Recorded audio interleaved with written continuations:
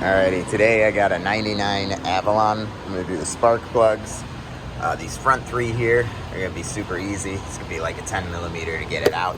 The back three are over here, and we're most likely gonna have to remove this. I will let you know mid-video, but intake manifold's probably gonna have to come off to reach those back three. So it's a little bit longer of a spark plug job.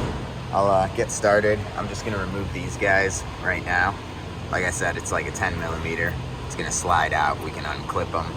Looks like a couple of these clips are already broken. That one's not, but, and then these are the plug wires that go back there. So I'm gonna label 1, 2, 3, 1, 2, 3, just so we don't get stuff mixed up along the way.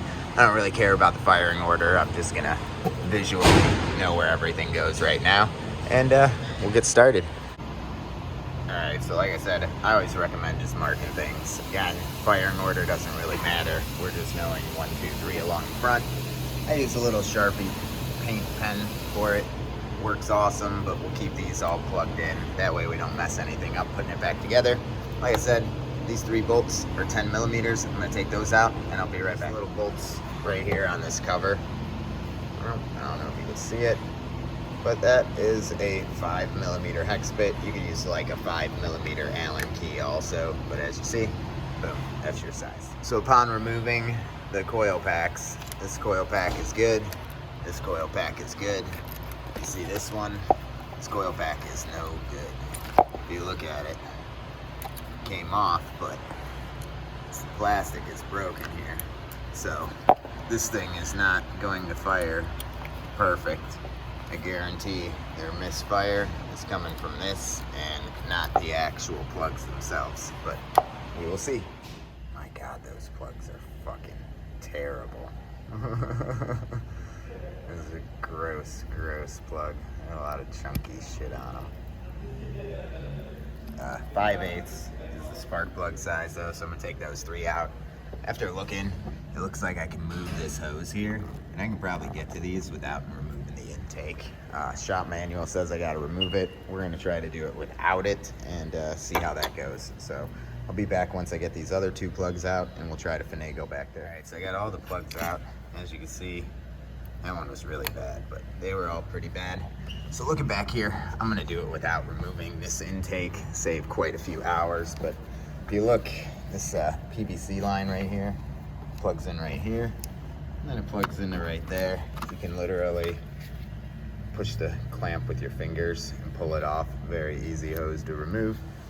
And then there's a 12 millimeter bolt here with these 2 ground straps on it. I took those out.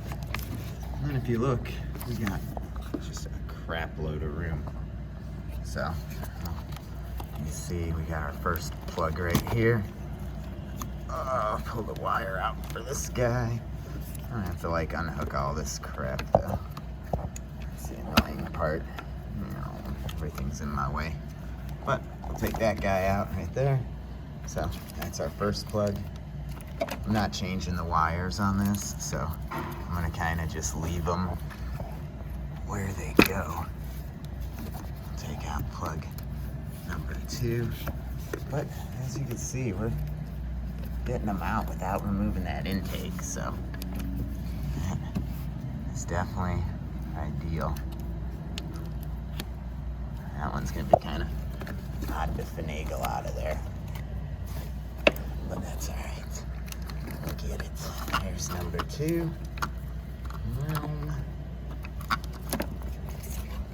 And number 3 is way back there. Whee! I shoved my arm back there. Oh.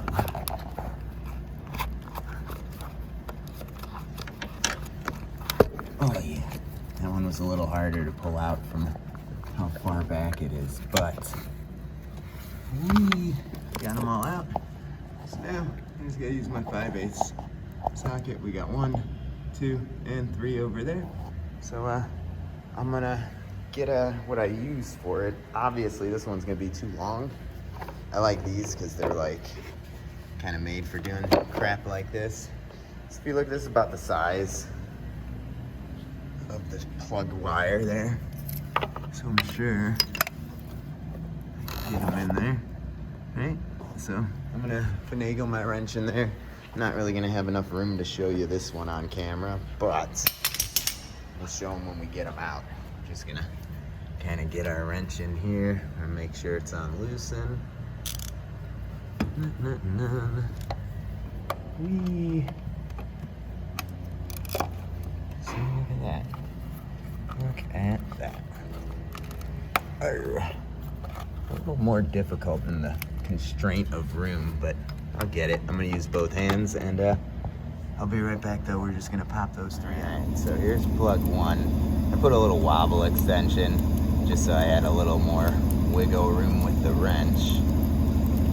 But as you see, that one was totally doable. I'll show all 3 as they come out so you know you can get a tool in there and do it. Because this definitely takes quite a few hours off of the job itself, so. Yeah, a little leaky. But they honestly look way better than the front one though. So the second one was really tight, so you can see I used a wobble. And I just got it right outside, right here. So I was able to break it loose from here. Made it much easier. So I'll disconnect that guy now, and then I can get that one out. But figured I'd show you that. That made it a lot easier breaking number 2 loose for me. Let's get this guy all the way out. I'm gonna take that extension off too. I know, and I can be able to fit it out with all them extensions on it.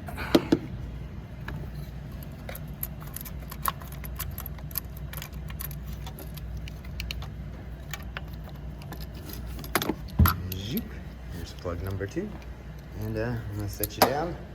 And then I'll finagle plug number 3 out of there. And man, we just saved a hell of a lot of time on this job. So you can see, literally did the exact same thing for that one there. So I'll disconnect this guy now. Oh, and there goes my wrench. I dropped it down there every single time, I swear. I got bad luck with that.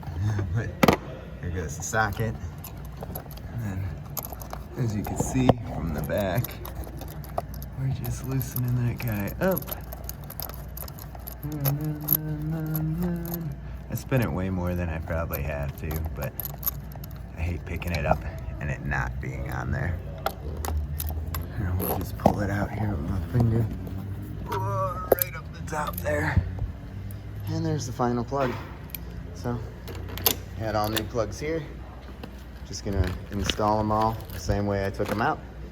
And I'll be right back. I'll put the 3 back ones, front ones in, and then connect all the plugs and everything. Alrighty, so I got the front coils on. I got this little plate back on.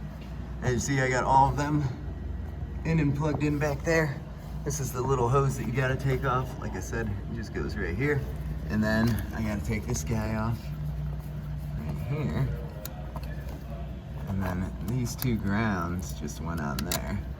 So we're gonna throw those guys on, and we're gonna throw this on. This was a 12 millimeter, so all you really need is the 5/8 spark plug wrench, a 10 millimeter for the ignition coils, 1 12 millimeter just for this if you're gonna not take the intake off. And yeah, it's a pretty simple job. It was the 5/8 spark plug tool. That's loosening, I don't know why. There we go. But that completes the job. We're gonna see if it runs good. Like I said, this ignition coil had a little crack in it, so we're gonna see if it still misfires. If it does, I'll be replacing this coil right here. If not, everything should be good to go, and I will inform the customer of the cracked ignition coil in case a problem comes in the future.